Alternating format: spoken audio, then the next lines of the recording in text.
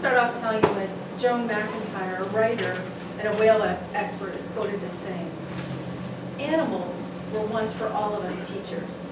They instruct us in ways of being, perceiving, that extend our imagination, but are also models for additional possibilities.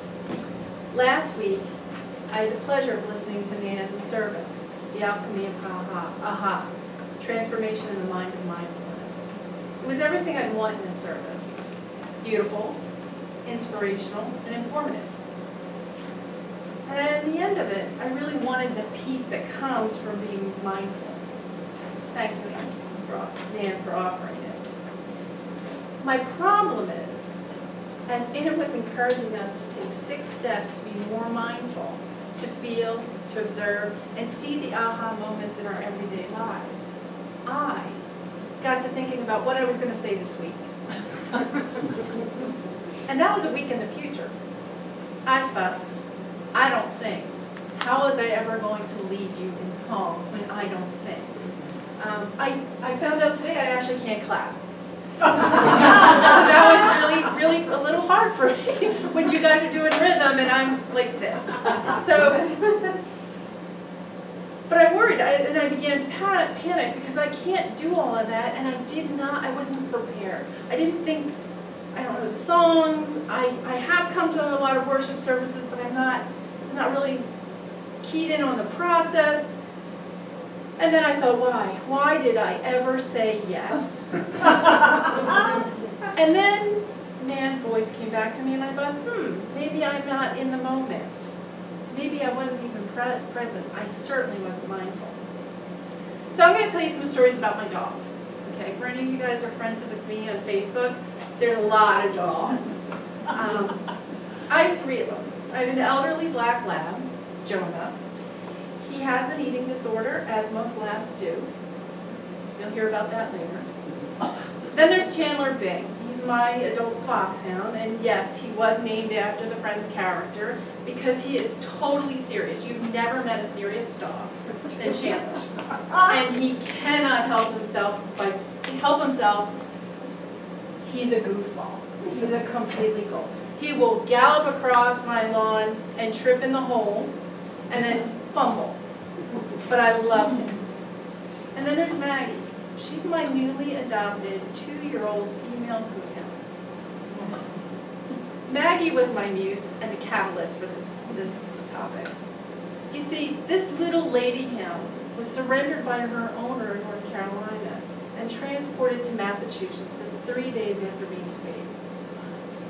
I can only imagine what it must have been like for her. This little young dog, abandoned by the family that raised her as a pup. Then she had to have invasive surgery. It had to be painful. She was kennelled with strange people, strange dogs and people.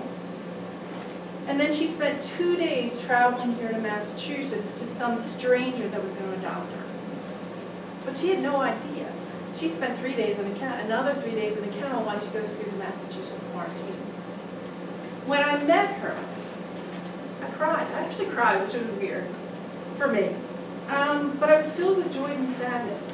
I was thrilled to have her and sad. She was so tired and so thin and so little. Both of my dogs are massive. So I looked at this little thing and I vowed I would make her life better. And then as I was driving home, I went through the normal worries new dog owners had. Would she settle in? Would they love her? Would she like my yard? Would I like her? Would she like me? So she comes to my house. She settles in. The first day, she's a poor little thing, tiny little thing, very exhausted. Played hard. The dogs, as male dogs want to do, wanted to greet her in ways that that there are no children in this room that are inappropriate. And I thought, this poor little thing, she's not going to make it here. Those boys are going to be horrible. On day 2, after a day of rest, my little Maggie saw Chandler sitting on the couch in his royal kingly way on his own little happy little couch, on his happy little pillow. She looked at him, I'm sitting next to him, and she said, "You, out," and attacked him. And things were happening in my house that I thought, this might not be good. And then everything settled. She saw a comfy space next to the person who had the keys to the food, and she said, I'm in. She's my muse because she lives completely in the now. She never spent a day thinking I was abandoned. Nobody loves me. She wasn't looking at the trauma of her life, nor was she worried how she was accepted. She was accepted because she said I was. And then I think, what would life be like if we did not worry about whether we fit in? What if our past just contained lessons to be learned rather than chains that hold us back? What if we just didn't care so much about belonging and just belonged? Walt Whitman was quoted as saying, animals are not full of can't like humans when it comes to experiencing the divine. They simply are. Most of us yearn for something. I'm a new manager. Okay, so I've been managing people, but I've never been a manager. And I have 15 employees that report to me.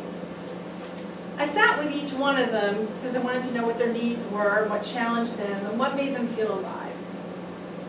What was consistent in every single person I talked to was their desire not to make mistakes. I heard the word perfect bandied about. The second was the most important, was belonging in a community, fitting in, to be with their coworkers.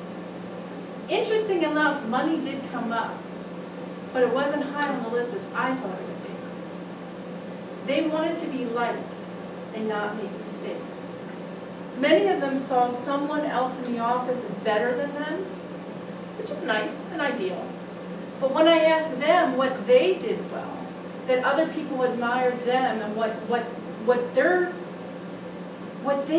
they teach others, no one had any sense of what they were valuable. Well, I kind of do this. It kind of looks good. Yeah, you know, I like this. But no one said, I'm someone to be admired. Someone else always had it. And that could have been the position. It could be the industry that I work in. Or maybe it's the burden of being human. We doubt our own strengths and then we reach for someone else's, or worse, stop being who we are because we can't meet some expectation, some level of competency that resides in our own darkened mirror. So let me tell you another story. It's about Jonah. And Ann here has been in Barnes. She knows Jonah well. Jonah's my senior lab. He's lovable, eager to please, and has also been kicked out of every barn in New England.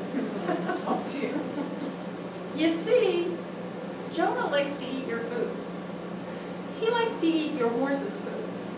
If you've got a cat, he'll be happy to eat your cat food and your cat food. And if you don't have food, Jonah will go find someone's food somewhere else. I could tell you a million Jonah stories, and you'd laugh. Some of you might wonder how he's going to reach 13 in November. Wow. But you see, as much as Jonah causes trouble, and yes, he did ruin the barn owner's charity luncheon by sneaking onto the porch and delightfully tasting their soup that was cooling in the wintry afternoon. And that was a little bit of a pickle for both of us.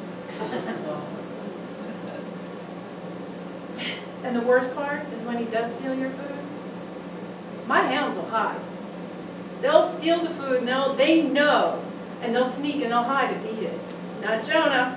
He'll come up to you, wag his tail, licking his lips. You can see the food on his lips. But you know what's interesting about Jonah? He's been kicked out of every barn. But he is loved pretty much by everybody. Even his victims. For being exactly who he is. A food-obsessed, joyful tail wagger. So every faith tradition believes that where there is life, there is a spark that is divine. Think about how we talk about our animal friends. I have the best cat. Chandler is the best dog. Sugar was my hard horse. What I really think we're saying is that Sugar, who was actually my horse, is amazing, beautiful, and perfect. Even though, when I had to sit and tell a doctor all the injuries I had while riding sugar due to freak accidents, one of my doctors suggested that perhaps we needed some serious counseling. And that's a true story. But seriously, think about all those YouTube videos you watch. I mean, what, cat videos are like the biggest thing on YouTube. You see all these naughty animal videos and how I laugh, how you laugh. We accept our animal friends exactly how they are, not what they're not. They are the image of the divine spark. We are born into this world perfect. We are the original. We are the authentic. Barbara, Nan, Karen, Richard, and sorry if I don't name everybody. We are the original, every single one of us. Yet it is often this notion that there is some level, some authority out there, or something that can help us achieve authenticity that is somehow equated to being perfect, or being right, or fitting in. This imaginary authority drives us from accepting ourselves exactly how we are. We're always reaching a bar that doesn't exist. We can't be more perfect. We are. There you go. You guys are done. You're perfect. Just accept that you're perfect exactly as you are. And now move on being your perfectly imperfect self, right? It's easy. Easy peasy. So, if you're someone who's a worrywart, as I am, compare yourself to others more often than you care to admit, have fallen short, sometimes frequently or periodically, and for me that would be most of my 50+ years. It will take intention and practice to accept yourself exactly how you are. So this is my invitation to you. Develop some morning practice of simply asking for acceptance. It can be anything in the positive. So you don't want to have your morning practice say, Divine, don't make me eat that cake. Because I'll tell you, if you say that to the divine, you're eating it. What you want to do is say anything in the positive, and it's, sorry, for me, I was going to do a riff on Stuart Smalley, and I just didn't want to go there. For me, my morning practice usually is by asking the universe, divine, Mother Earth, the light, energy. For me, it's God because it's a simple word. May I be all that is me. May I see me as who I am in all my level parts. May I feel my own beating heart and know that I have the divine in me. And that's a good way for me to start my day. But then the day goes on, I'm feeling really good, doubt's going to creep in. Or doubt may creep in. I ask you to picture an animal. A pet, a spirit guide, an animal guide, a human. Something that brings out those feelings of you of nurturing. Feeds your strength. Place your hand on your heart or a pulse point.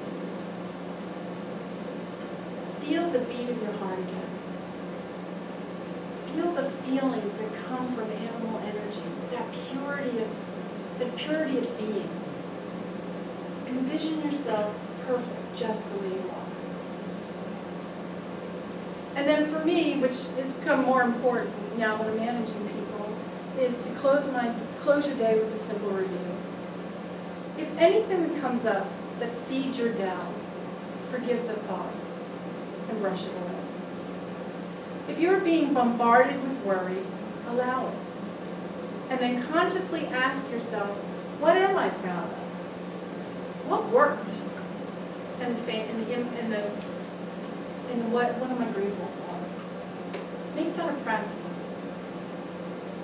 Well, I'm not supposed to tell you what to do, so I invite you to make that as practice. These practices are simple. I think the most important for me is to have a morning practice focused on me. Not the selfish or self-centered me, but the me that needs acceptance and nurturing. The me that needs to be an active participant in the doctrine of love. If any of you guys are friends with me on Facebook, or you know me personally, you know my animals will always do things that irritate me. They're going to make messes. And you can guess who did this. They're going to eat someone's gluten-free, dairy-free chocolate silk cake and then throw it up on a light silk cloth. At the end of the day, and really most times during the day, I want to hold them. I want to cuddle. I want to make sure that they know they're safe, loved and cared for, and accepted for all that they are. Think about it. Wouldn't that be a beautiful practice to embrace for ourselves in the same way? I think so. May it be so. That's for the music.